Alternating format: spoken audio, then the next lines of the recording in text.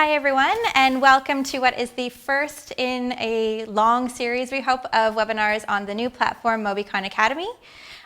We're really hoping that this new way of streamlining our programming will be an even better way of interacting with our audience and sharing our learning and knowledge with you. So welcome and thanks for coming. In tonight's webinar, we're going to introduce the Good Street, the new approach for rebalancing place and mobility. And what we're going to do is explore the historical context that has got us to this point and help you understand how we've come over the last 100+ years to get to the point of developing the document we'll present today. This is actually the first of a three-part series, so tonight we're going to look more at the history and a brief introduction, and then in future episodes our colleagues will get more into the technical information. But as with everything, it's good to understand where we came from. So to introduce ourselves, for those who haven't joined us, my name is Melissa Bruntlett, and I am the International Communications Specialist here at MobiCon, and I'll allow my colleague to introduce himself. Hello, everyone. I am Stephen Koorts, and I'm a mobility advisor with MobiCon. And so we're going to start the presentation. It's going to be lasting about 45 minutes. Afterwards, there'll be a chance to ask a few questions through the Mentimeter. With some, if you guys have been with us before, you might know the Mentimeter function. And yeah, there will also be other than the Q&A, there'll also be a Mentimeter throughout to have a chance to ask questions and respond. So we will start with exactly that. Our first question is, who is joining us today? What are you? Are you a traffic engineer, enthusiast, politician, urban planner? I mean, we've got a number of options. If you haven't used the Mentimeter function before, go to menti.com and you use the code that's at the top of, should be over here, no, other side, should be that way, 75 74 36 6, and you can enter in your, well, that code, and you should have the options to choose one of the options for this question. But on this side, we have a bit of a delay, so it might take a bit longer.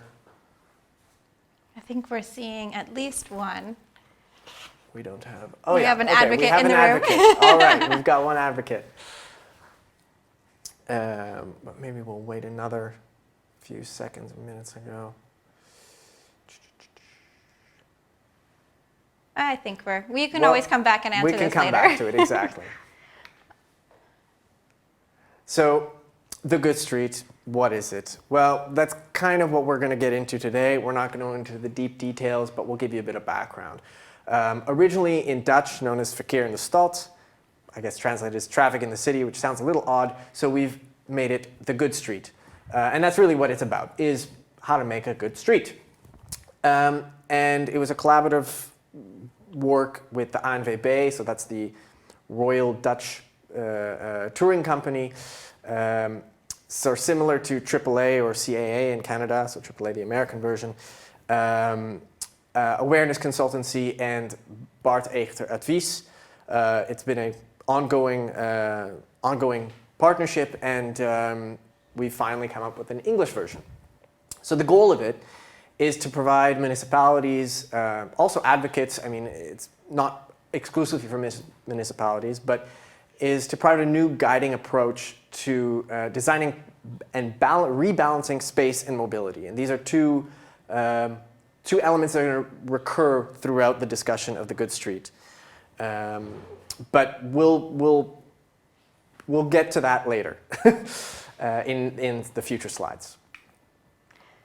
So, of course, in order to understand how we've come to create the Good Street, it's important to start with a bit of a history lesson.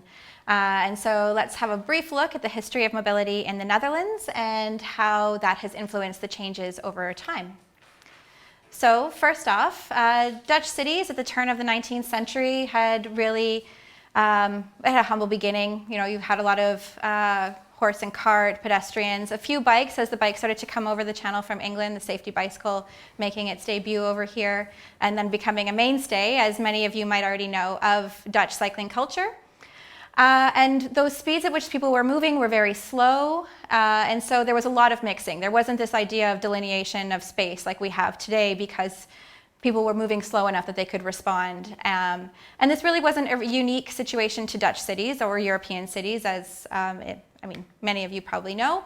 This was also what was happening in America. So this picture here is from Victorian New York City, where you can see lots of pedestrians, you can see people walking in and out of the street, horse and cart, of course. And once again, those modal speeds were just as slow, and you can even see a little bit blurred there on the bottom left-hand side is a gentleman walking in front of a horse and cart, and no worry for fear or danger. And this was very much the mobility landscape at the turn of the century. And then, pre-war, we start to see the introduction of cars a little bit more, both in Europe and in North America. And then post-war, they start to become a lot more prevalent. And public space and road design was adapted to make way for this design of the future, the automobile, that would provide the freedom and independence that people were looking for or think they were looking for. And so cities in the Netherlands very much bought into the global phenomenon of this vehicle and paving the way for it. But as the dominance of cars increased, so did the comfort of those streets start to diminish, and Dutch people had to become more accustomed to more hostile streets. And the bicycle, as with many other places in the world, started to be seen more as a tool for recreation, a toy for kids. And those that did continue to cycle, even here in the Netherlands, cycling numbers still stayed relatively comfortable, but they were then having to deal with much more hostile situations and trying to fight for space, and were losing.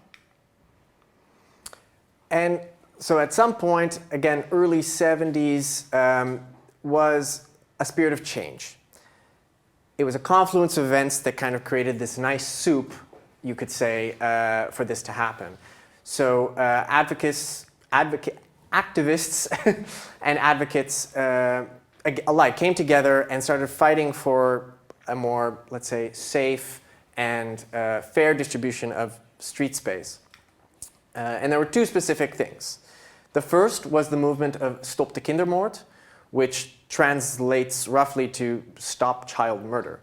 And what was happening is there were a lot of traffic accidents effectively killing children throughout the Netherlands, and people were not standing for that.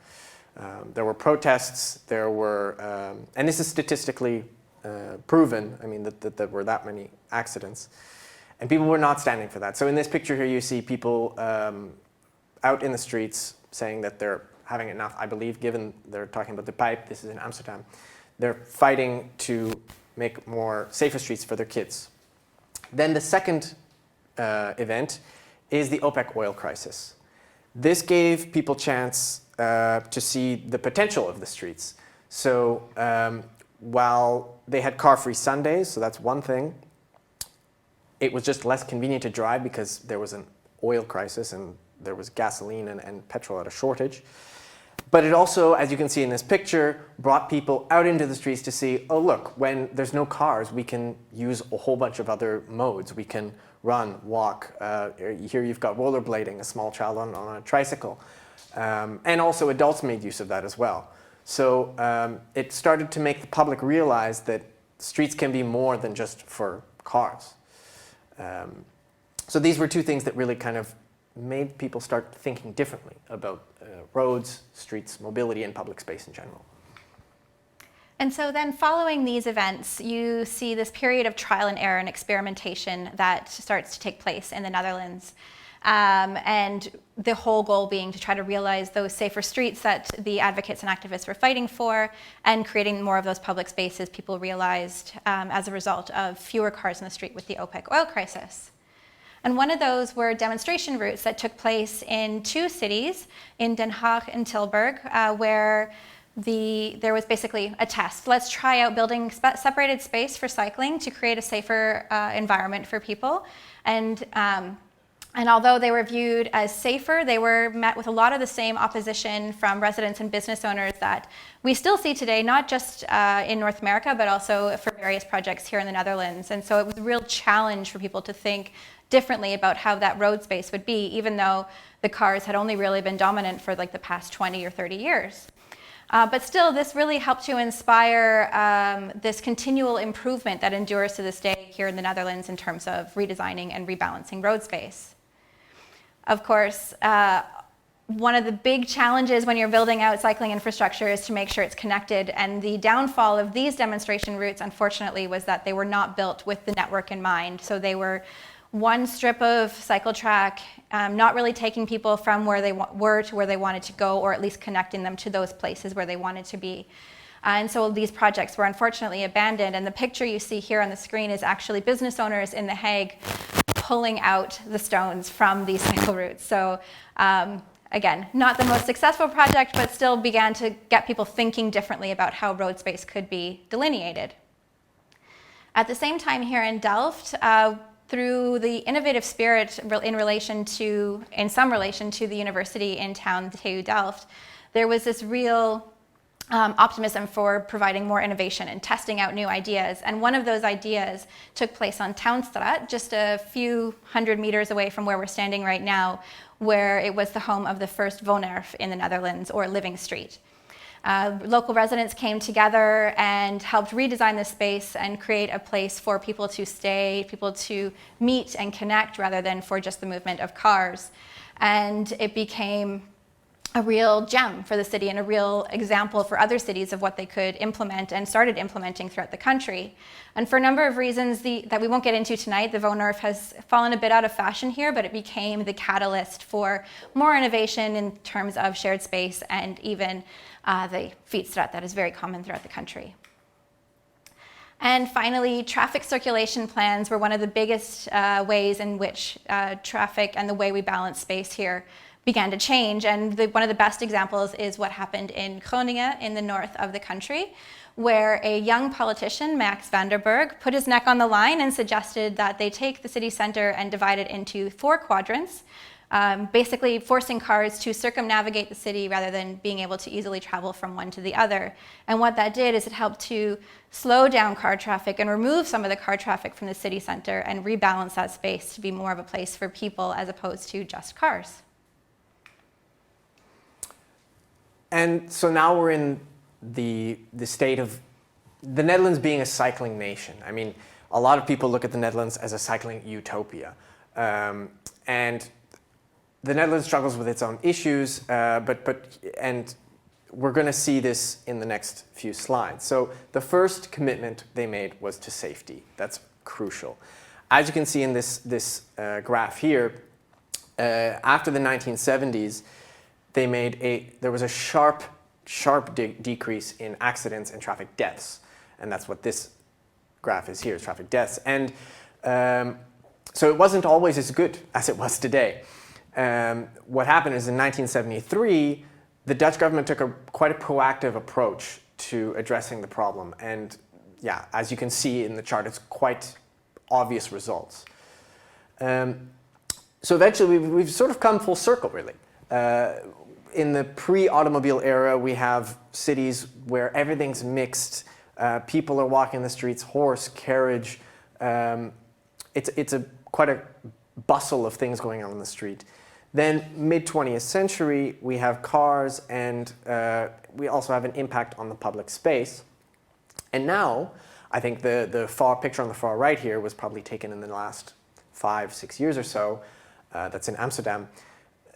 We've gone back to, or at least in most places, where people are sharing the street, there's shared modes, it's also, speeds are slower, and it's, as you can see, these are all the same street in this picture, a far calmer and livable place to reside. So, in comes sustainable safety as a result of all of this effort that's been put in over the years. And really, the guiding principle for sustainable safety, which launched in 1997, is that all traffic fatalities are unethical and preventable. And what that really means is a lot of the practices within that approach are very similar to Vision Zero. It's still responsible today for a massive decrease in cycling fatalities and collisions in the country. And it incorporates not just infrastructure, but also information and education, enforcement, vehicle safety, and traffic regulation. So it's a bit of an all-packaged kind of approach to mandating how roads should be designed and balanced in order to make sure that all road users are safe. And at its core, sustainable safety really adheres to 5 guiding principles.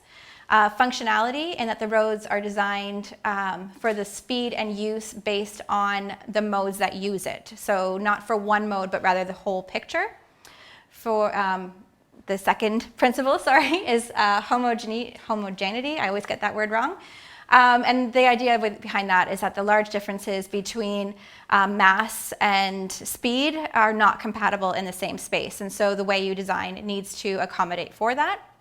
Predictability just means that when we're out on the street and the way the road is designed, it needs to be predictable. We need to know what to expect when we're driving or when we're walking, cycling, scootering, however we're moving around. And so the road needs to be designed in a way, or the street needs to be designed in a way that makes the way we behave in that space predictable. The other one is forgiveness, because of course to err is to be human. We all make mistakes, and the idea behind the design is to help minimize the impact if there is any sort of mistake made. So either we design it in a way to make the incident less dangerous or less fatal, or to eliminate it altogether. And finally, there's the state of awareness, in that how we behave in the space, we determine that. We're accountable for that, and so the road and the way it's designed forces us to act accordingly and be aware of the environment around us as we move. So our next Menti question that we have is, which of the 5 sustainable safety principles do you feel are prioritized in your city or community? And so we have none of the above. We've obviously still got some work to do. Functionality, homogeneity, predictability, forgiveness, and state awareness. And I'll give you guys a little bit of time to respond. Hopefully Menti is working. I know we've got one answer, but hopefully the rest of you have managed to log in. Or not.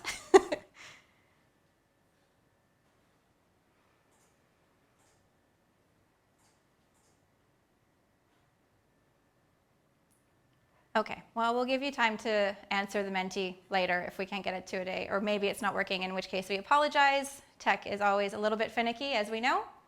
But yeah, next slide. So as we can see, they've taken some pretty significant measures in the past few decades, and one of these things is the influence of speed. I mean, it seems somewhat obvious and somewhat, yeah, you don't really need to explain it, but there's been quite a bit of research to show that after about 30 kilometers an hour, the rate of fatality, or the chance of fatality, is exponentially higher. So as you can see on this graph, it just shoots up right after 30. And on the right here, we have a picture that I guess visualizes in a rather gory manner the difference that can make. And especially for a child, it can be a matter of death or some bruises and scratches. But what's happened now is in the current mobility landscape, we have so many different vehicles. We've got different types at different speeds. We've got rental shares, scooters, bikes, and it's coming up in the news. It's hip. People want it. But this has an influence and an impact on the overall mobility network and how it functions, if it's safe, if it's comfortable. So with the good street, what's really important is choices are necessary. And we try to have a balance between staying and going. So staying in one place where you might perhaps sit on a terrace, and going because you're on the go, going somewhere else. And then, so parking is also staying for that matter. And it's really a mobility design solution. So we look at it at a structural or network level, and also at local level. So on the street level, as well as the entire city or neighborhood, whatever scale you're looking at, but at large and small scale. But these are tough choices. These are tough choices, and that's part of the reason what we're trying to do with this Good Street process is to make these choices not only more visible, but easier to make and clearer.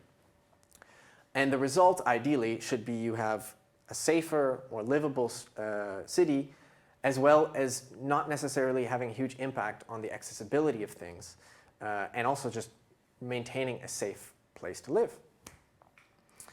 So as I said, I'm going to pass, no, I didn't say that, but I'm going to pass this on to Melissa. That's fine. This happens.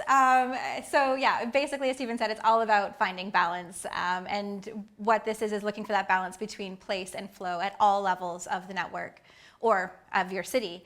And so the idea being that everyone stays, as Stephen said, everyone goes, no matter your age, ability, your mode, at any point in the day, you are either resting in place or parking, as Shelley has referred to it in a past webinar around school zones, or you're going, you're moving. And so what the Good Street does is provide an approach to balancing those, where traffic includes both moving or driving and staying and parking, where space is primarily about the quality of the space as opposed to how it's divided. And so it should be not just about the design, but also what plays an integral role is the activities happening in that space. And that was sort of what we mean by accessibility, is how do we get to those activities? What are these spaces being used for? And too often the two functions of place and flow in the public realm are reconciled far too late in the process, and that is a lot of times what results in that incompatibility in terms of design and road space. So the fundamentals behind the Good Street are safety, so a forgiving design with a better look at mass and speed, livability in terms of quality of life for work and for play and for staying, accessibility relating to also to livability, and also ensuring that the complete network is there for all types of mobility. And finally, a complete and coherent design where public space and is traffic space, but it's also a meeting place, or it really helps to create the identity of what you're people are accessing of your city, essentially. And so we have another Menti question. We'll see if it works. What are some of the arguments in your city against balancing space? So it's a bit of a word cloud where we hope you'll enter stuff. We'll give it a couple minutes and see how it works.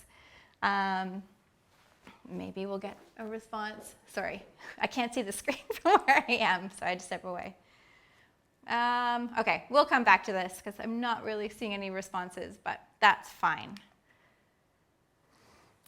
So the Good Street is based off of some more or less simple principles. We're going to go into more detail about each of these principles in later webinars, but I'm going to quickly run through it. So the first most basic thing is that design of public space dictates speed. A lot of the times it's the other way around. We will modify public space to accommodate the speed of vehicles around it, but here it's really important to not only decide what you want for that public space, whether that's going to be a space of traveling through or it's going to be a calm space, busy space, and then working your network and your transport or mobility around that. The next is vehicle families. Vehicle families we'll explain in a few minutes, but these will be based on mass and speed, and achievable speed, which I'll explain in a few minutes. The third is balance between space and the traffic system. So if you go through the actual document and step by step, you will work with these two sort of columns. And one is choosing desired space, and the other is choosing networks and traffic systems. And eventually they come together in the end, and it's a bit of a cycle. Again, starting with spatial quality, that's where you start in the process. It's about making conscious decisions, and this is where the choice comes in, is making conscious decisions about what you want in a place and what kind of spatial quality you want. Again, we'll go into that in a later webinar about what spatial quality means and what examples of these might be. Every vehicle family deserves its own functional traffic network in the city. Again, we'll describe the vehicle family soon, but each of these families will have a place in the network. It doesn't mean they'll have their own exclusive network from all the others, but they'll have a place. 6, the network level. So this is, again, going back to the idea that we're talking not only just one street or where should you put a bike lane in one street, but also what that relates to in the entire network around it. And we've also used the term structural level, which if you translate from Dutch, it's not only about networks, but also about the structure in relation to space. And then the location level. So that's more the street level design and who's going to be allowed at what speeds, how much space they get. But today we're only going to focus on vehicle families and the design that dictates speed. We're not going to look at the other ones. That'll be another webinar. So this is really going back to high school math, high school physics. We're calculating kinetic energy. It's a pretty simple calculation, but what it comes down to is mass and speed equals how much kinetic energy you have. And of course, different vehicles have different masses, and different vehicles also have different achievable speeds. And when I say achievable speed, I mean the speed that it can reach. So it's not like if you add some sort of adjustment to your car that it somehow goes faster, but an average car can go, what, 120, 160, depending on the car, of course, kilometers an hour. And a bike can go, depends how quick you pedal, but maybe 25 kilometers, 20 kilometers an hour. Race bike even faster. So they all have different masses and speeds, and we've charted this. And based on the chart, you can kind of create families. So you have pedestrian family, a cycle family, a light motor vehicle family, and a car family.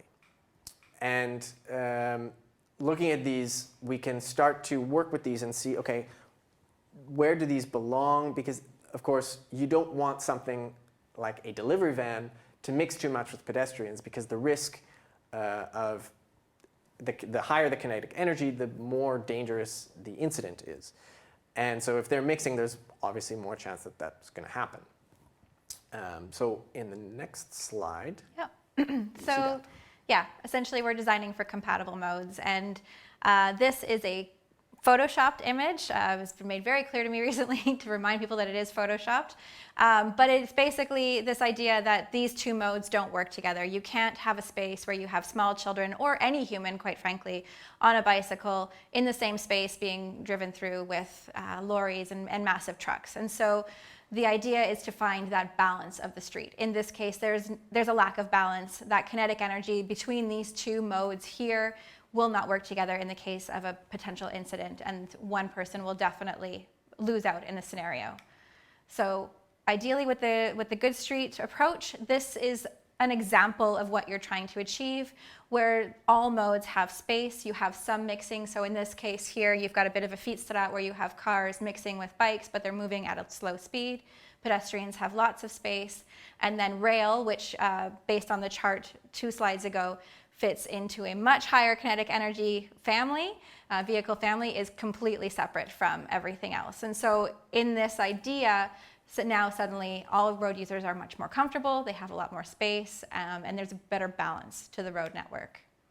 And in terms of vehicle families, this is essentially what it comes down to, is to take compatible vehicles and group them together based on their weight and their achievable speed, which Stephen will describe a little bit more in a moment.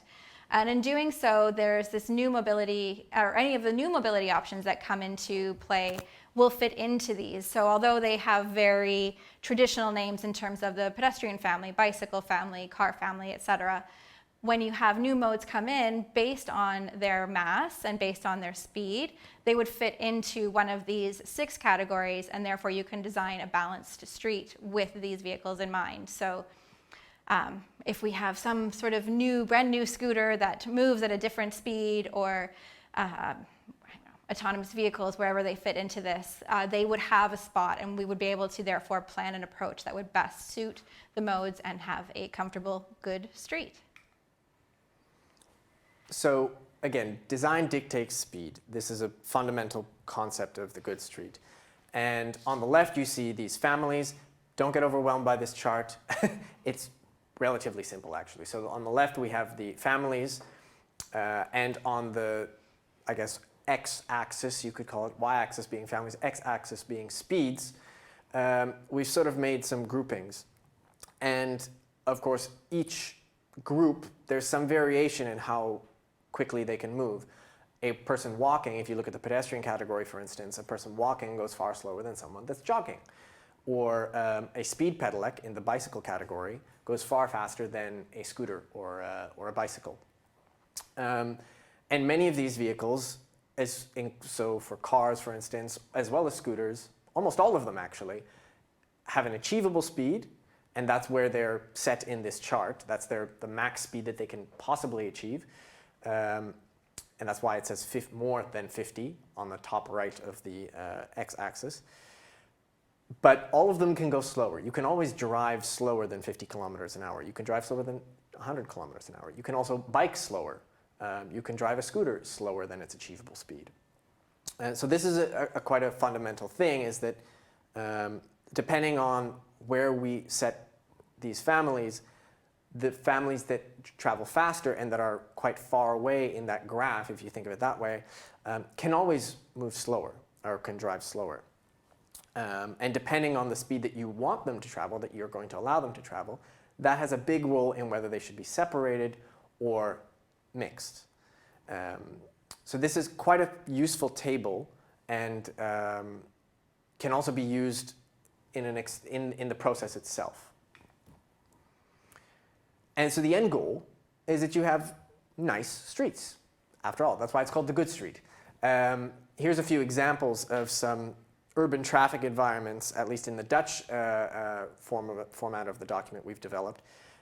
Might be less applicable for North American environments because these are all in the Netherlands, but you can still come up with urban traffic environments based on this exact same approach. So on the top left, you have a more pedestrian-like environment. Then to the right, you have a more cycle-based environment for bicycles. Bottom left, you have an LMV environment, so light motor vehicles. And you can see there, it's also mixed with cars.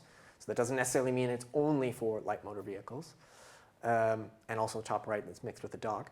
And the bottom right, you have exclusively automobiles. And you even have one part that's more of an access-like route for residences, and then on the left side of that image you have a more highway-like environment where the speeds are probably quite higher.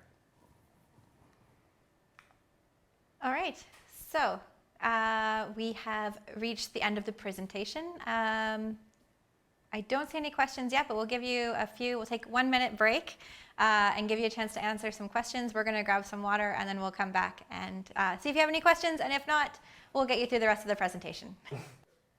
Hello everyone, welcome back. In the meantime, we've received a question, and that question is, I will have to lean in a bit maybe to read it. Perfect, it's on the screen for me. When making the change from a traditional North American street, what would you recommend the first or the easiest change to be or advocate for? This one I think is probably the easiest, and that would be lowering speeds. That's a big thing about the good street, is that, I mean, mass, you can't really change the mass of a vehicle. A bike weighs as much as a bike, and a car weighs as much as a car. I mean, there's some differences between those, but we have no control over that. But we have totally control about how fast the vehicle is moving. So setting speed limits lower, as low as possible actually, for safety, would be the first and probably the easiest thing to do. You have to also consider that that has an effect on the flow of things, because obviously you're not going to take a highway down to 30 kilometers an hour. But on residential streets, for instance, these are some things that can be quite effective in making it more safe. Did we have a second question? Did we want to go through that? Yeah. Oh, no. No. Apparently won't let us access the next question. No, it will. I'll get it. We're almost there. Oh, back it up. Sorry. My goodness gracious. Bear with us now. We're getting there.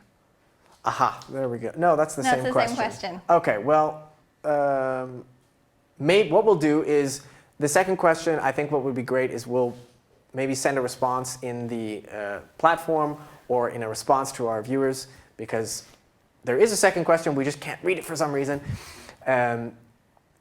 Unless we try once more, maybe? Oh, here, I know what to do. Melissa's got an idea. I've got an idea. Bear with us. So Stephen, why don't, while I'm doing this, you talk about simple traffic calming elements Sure, that can be built yes, in. absolutely. So traffic calming elements are also a way of building in. I think, of course, the speeds, you can put a sign, but signage only does so much.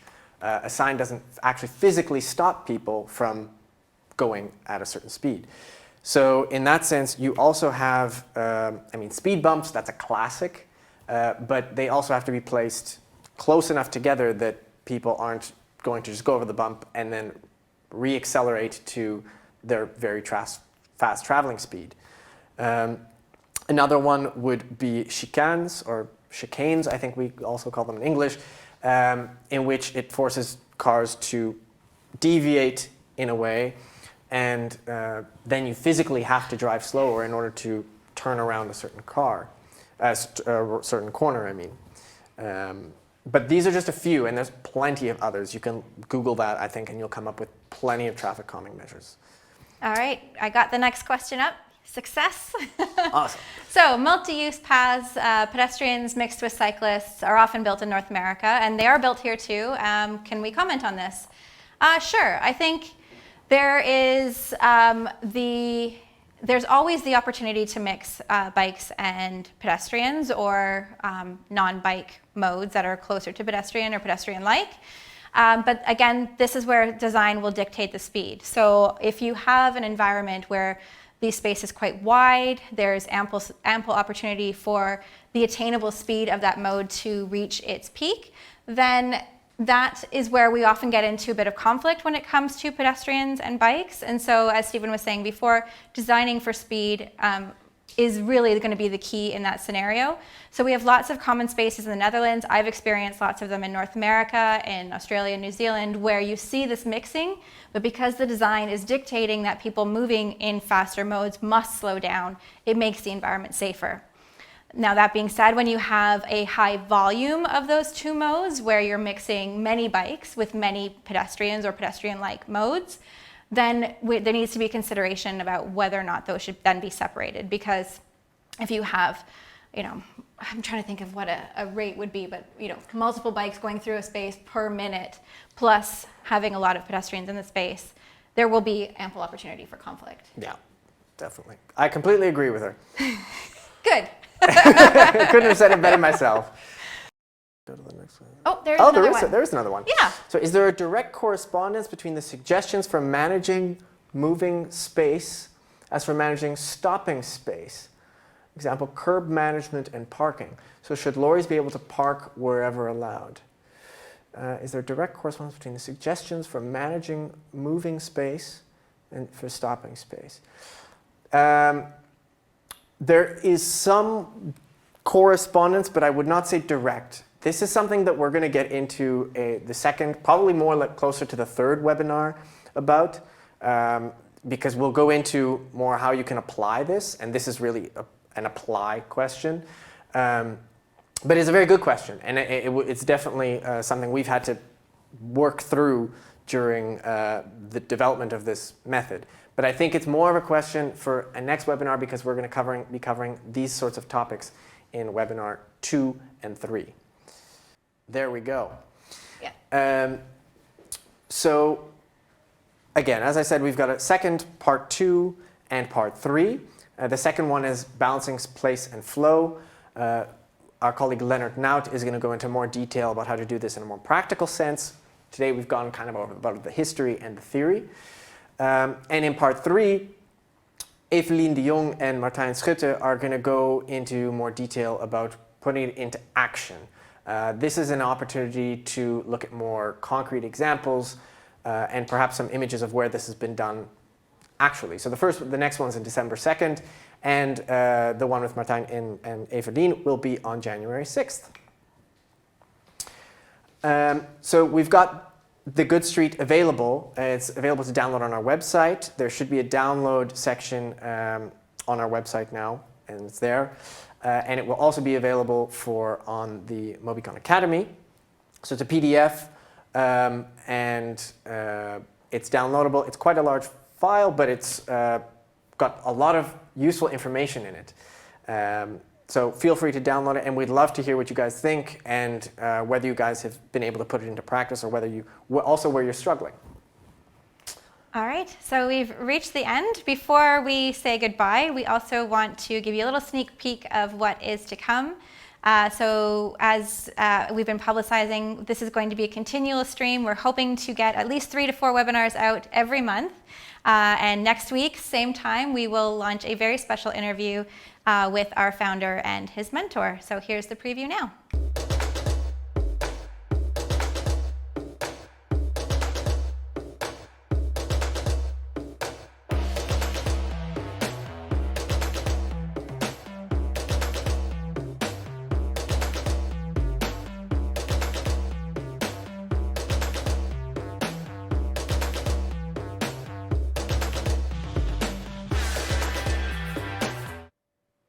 All right, so thanks everyone. It's been a lot of fun preparing the MobiCon Academy and getting this space ready to share with you, and we really look forward to sharing future episodes with you. The next week is actually quite a fun little bit. I happened to be in the room during the interview, and it's a nice little interaction between our CEO and his mentor and former teacher. So we hope you come and check out that.